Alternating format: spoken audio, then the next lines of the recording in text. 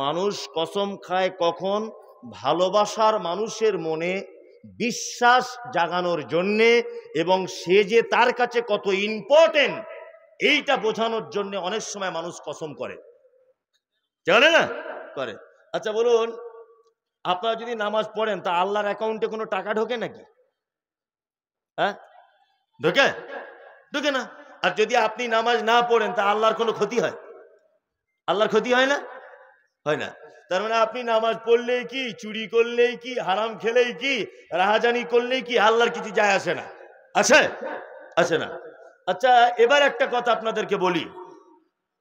আচ্ছা আমরা যারা এখানে বসে আছি, আমরা এখানে বসে আছি, কিয়ামতের দিনে যদি আল্লাহ একটা অপরাধীকে ধরে যদি জান্নাতে দিয়ে দেয়, তাহলে কিয়ামতের দিনে আল্লাহর বিরুদ্ধে কেউ মামলা করতে পারবে? কথা বলুন।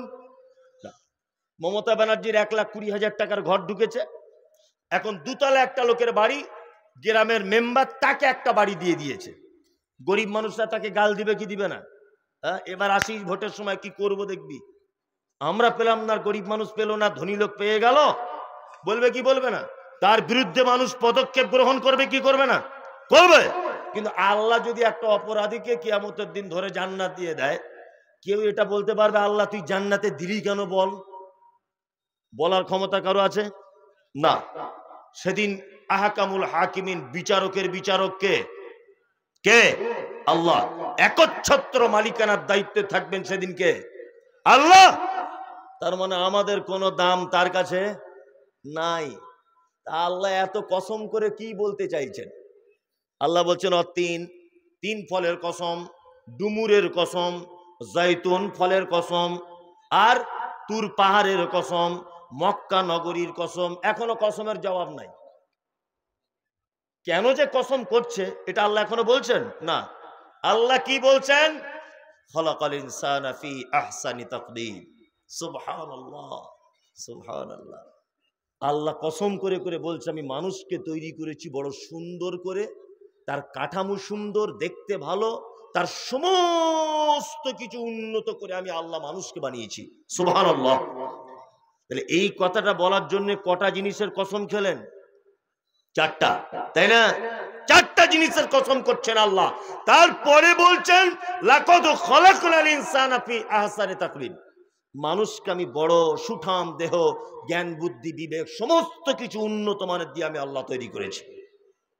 আচ্ছা এবার একটা কথা বলি, আল্লাহ কজন? এক। মুহাম্মদ সাল্লাল্লাহু আলাইহি ওয়াসাল্লাম শেষ নবী এক, তাই তো? আর মাধ্যম জিবরিল আমিন, তিনি এক। কোরআন আল্লাহর কথা, তাই তো? আল্লাহ অত্তর আয়াতের ভিতরে বলছেন কি? মানুষকে তৈরি করেছি বড় সুন্দর করে, তাই না? বলছে কি বললো না?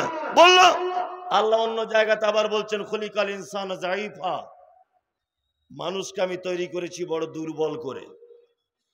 একটাই কোরআন, কথা একরকম হলো না? দুই রকম। কথা বলুন, দুই রকম হলো না? এখানে বলছে সুন্দর করে তৈরি করেছি, আর এক জায়গাতে কি বলছেন? খুলিকাল ইনসান যায়ীফা, মানুষকে তৈরি করেছি বড় দুর্বল করে। 3, আল্লাহ তাআলা বলছেন উলাইকা কাল আনাম বাল হুম আযাল উলাইকা হুমুল গাফিলুন। আরে মানুষ তো খারাপ চতুষ্পদ প্রাণী, তার থেকে নিকৃষ্ট। কথা করকম হলো? 3 রকম হয়ে গেল না? এখানে বলছে ভালো, আর এক জায়গায় বলছে দুর্বল, আর এক জায়গায় বলছে শিয়াল কুকুরের থেকে খারাপ। এই আবার কেমন কথা? আল্লাহু আকবার। একটা কথা আমার মনে পড়ে কাজী নজরুলের। কাজী নজরুল বলেছে দৈত্য দানব যা কিছু সব পারবে তুমি হতে, মানুষ সবার এখনো অনেক তোমার বাকি। তোমার চরিত্রে, তোমার ব্যবহারে, তোমার আখলাকে পশুর চরিত্র ফুটে উঠতে পারে, তুমি মানুষ হতে পারোনি। তার মানে বোঝা যাচ্ছে মানুষ হতে গেলে কিছু শিখতে হয়। শিখতে হয় কি হয় না? হয়। এই একটা কথা আপনাদেরকে বলি, আমি এখানে বসে আছি, আমার পাশে বসে আছে আশরাফুল। ভালো করে বুঝবেন কে বসে আছে? আশরাফুল। তা আশরাফুল আমাকে বারবার এরকম করে গুঁতো মারছে, বারবার এরকম করে গুঁতা মারছে। আচ্ছা আমি একসময় রাগ করে এটা বলবো কি বলবো না? শালা মানুষ না অমানুষ, এটা বলবো কি বলবো না? বলবো। তার মানে বোঝা যাচ্ছে মানুষ সব সময়তে মানুষ থাকে কি না। মেয়েরা তরকারি কেটে যেটাতে রাখে ওটার নাম কি আপনাদের এখানকার ভাষায়?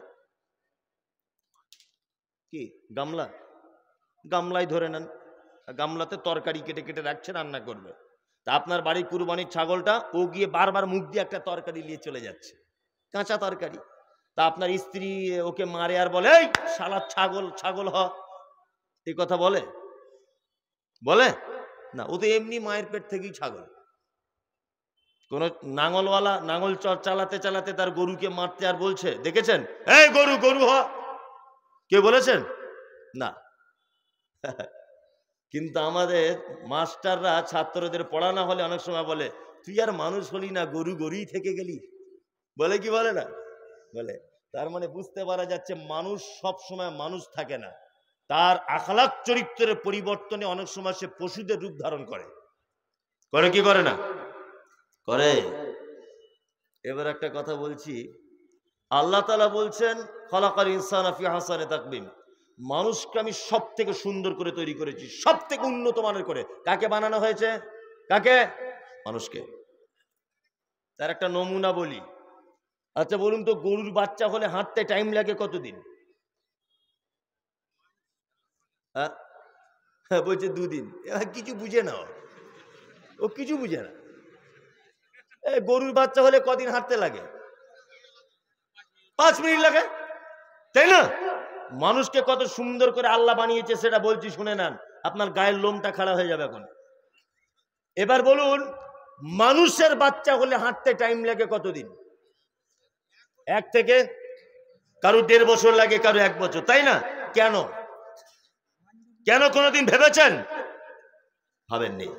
আপনার স্ত্রী পেটে বাচ্চা, প্রেগনেন্ট, আপনি আপনার বন্ধুকে ফোন করে বলছে, হ্যালো শফিকুল, বুধবারের দিন ডাক্তার ডেট দিয়েছে, কাছে পয়সা নেই, কিছু পয়সা বন্ধু জোগাড় করে দিস।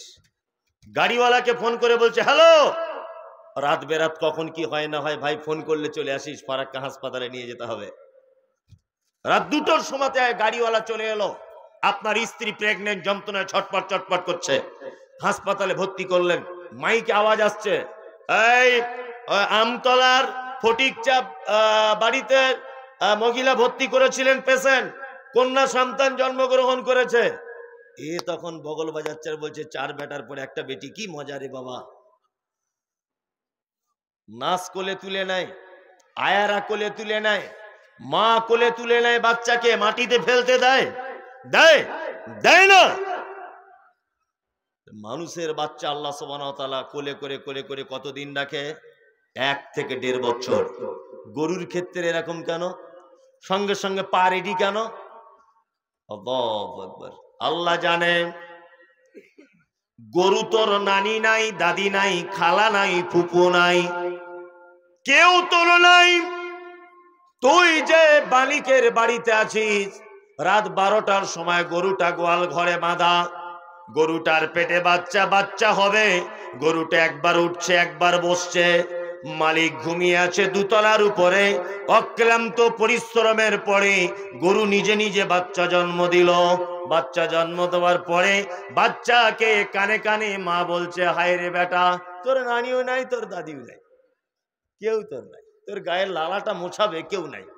ওই জন্য গাভী নিজে জিভ দিয়ে চাটে, চাটে না? চাটে।